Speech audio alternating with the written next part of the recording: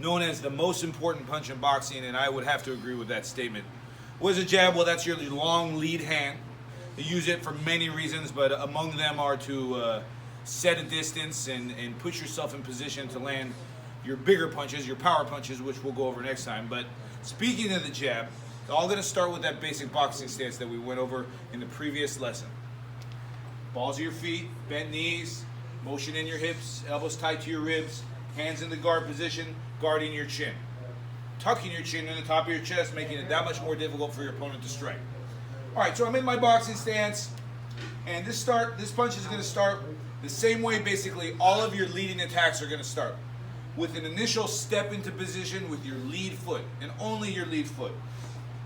Not big, 6 inches, a little bit just to elongate myself, a little bit just to get some momentum traveling forward. After I've stepped in position, I'm going to start to strike with that lead fist, clinching it as it extends, rotating it as it clinches, and finally making contact with my opponent with my knuckles parallel to the ground, right? I'm not done. I want to follow through the last little bit, let my fist extend, transferring my energy to my target, and then from this maximum position in which my weight hasn't changed, I return back to my stance and start that motion again at my hips. So 3 components to this punch. A step into position, punch, coming back. Think about this. If this represents 100% of my extended arm, I want to hit my target at about the 95th percentile of that extension and leave that last 5% to follow through and continue turning my hand over, all right? But what's important is to have this rotation of the fist, and what's also important is to not throw your weight forward. You're not leaning over your lead foot to strike. What you're doing is, with even weight, putting yourself in position, and then letting the rotation of the fist power the shot, not the push of your body weight, okay? So even if your opponent were to make you miss, which they're gonna do constantly, you're not gonna lose your balance because you never intended to fall in with your weight in that manner.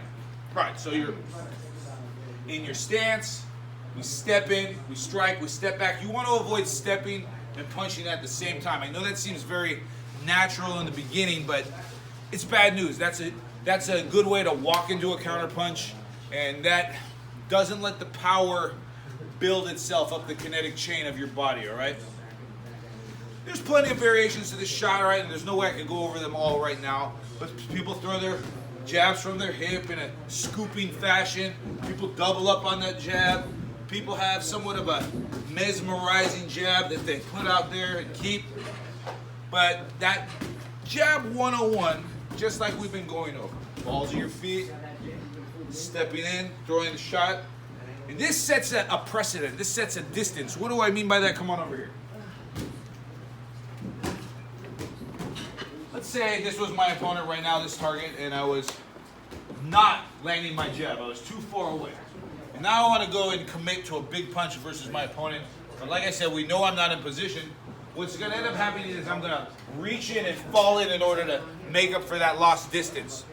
Likewise, if I'm closer than the jab, well then I'm too close for the majority of my punches. Look at this scenario. Finally fight my opponent with the jab, set that precedent, I set that distance. I can get my power shots off without losing my balance. No problem. I can even close my eyes. Okay, where is my opponent? All right, there it is. Boom, boom.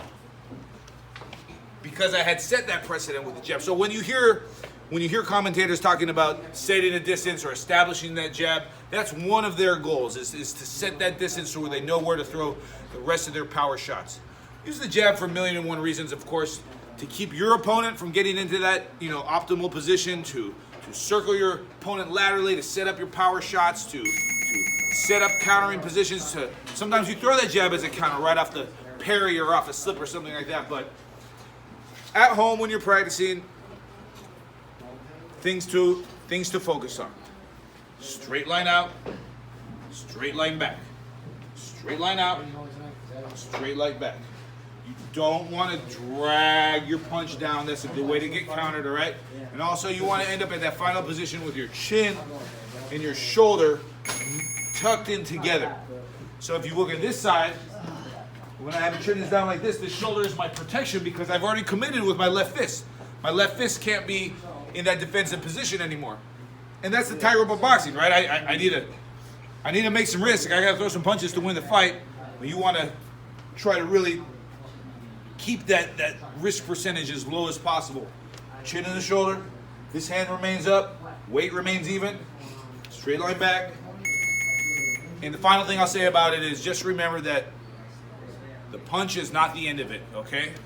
So get that shot off, and then remember you're still fighting with your opponent, all right? So hope you keep practicing and like and subscribe.